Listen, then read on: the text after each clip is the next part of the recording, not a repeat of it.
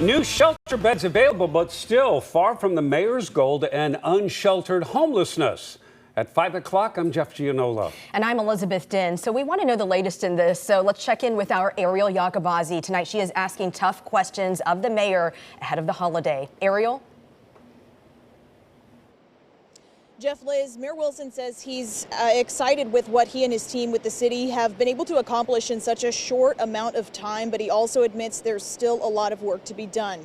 Mayor Wilson has touted his plan to get more homeless people off the streets of Portland by opening hundreds of overnight shelter beds. But it's no secret this plan has faced increased skepticism. In the past, some have said the goal might look more like a quota than a way to end unsheltered homelessness. When I asked Mayor Wilson about this, here's what he had to say. We measure it based on the lives saved. And we know in 2023, we lost over 400 people on the streets. The real measurement is when we look at this time and we do the numbers and we'll measure it in how many lives we've saved, because I am absolutely sure that we're going to see a major drop. And that's really what we should be measuring it by is community members that actually are living another day to be able to provide that housing, which is the ultimate goal. Mayor Wilson says the next step is a 24/7 center, which is going to handle case management tailored to each person who walks through the door. He says he's looking forward to what he and his colleagues can do in the coming months and years.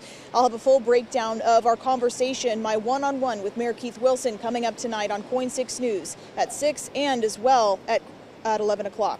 Reporting live in downtown Portland tonight, Ariel Yakabazi, KOIN 6 News. Ariel, thank you. Okay, that's what the mayor says, but what do people on the ground think about this? Joey Vaca speaking with service providers all across Portland. Let's switch to him live. What's their reaction to all this, Joey?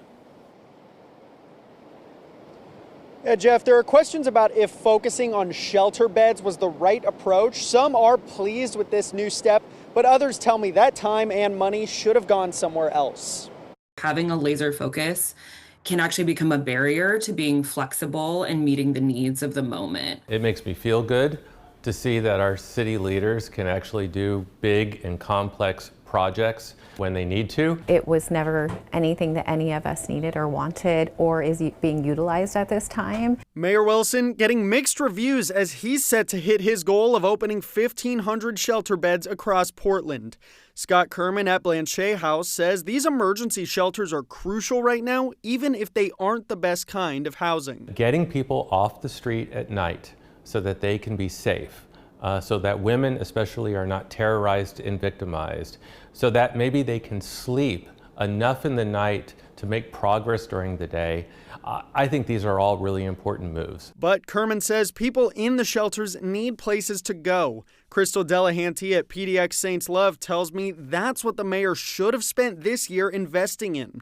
As people continue to enter homelessness, she says city money could have gone towards rent assistance. As a person in Portland who works in this crisis, I think that I would have had a lot more respect for our mayor had he sat down and said, you know, I see differently now. I've listened to the voices. I've listened to the people who have been doing this for decades in our city. Other service providers hoping to see more investment in programs going forward.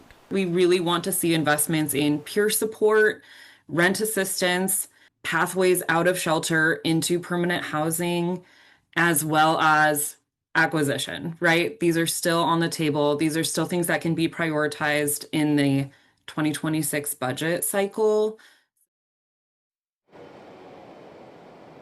Both Kerman and Delahanty also tell me next they want to see investments in transitional programs and rent assistance. Live in Southeast Portland, Joey Vaca, KOIN 6 News. All right, Joey, thank you.